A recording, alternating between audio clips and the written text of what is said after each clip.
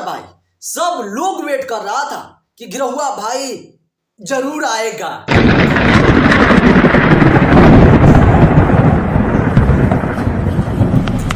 वाह क्या सीन है, वाह क्या सीन है। बस कर पगले, रुलाओगे क्या? इतना भी प्यार मत बरसाओ एक छपरी यूट्यूबर पर यार।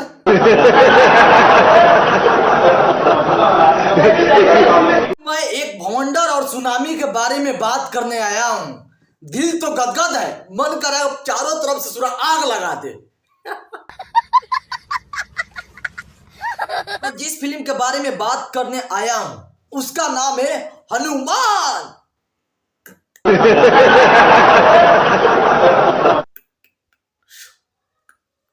मजा नहीं आया क्या?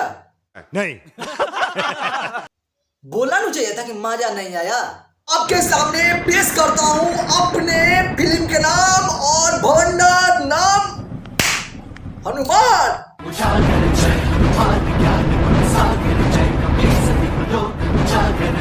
इसमें आपके हीरो होंगे बाहुबली बादशाह, भोजपुरी का सबसे बड़ा सुपरस्टार नाम खेसारी लाल यादव।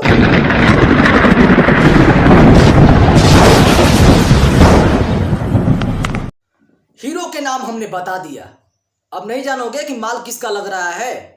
तो आपके साथ मैं पेश करता हूं भोजपुरी का सबसे बड़ा प्रोड्यूसर नाम रत्नाकर कुमार।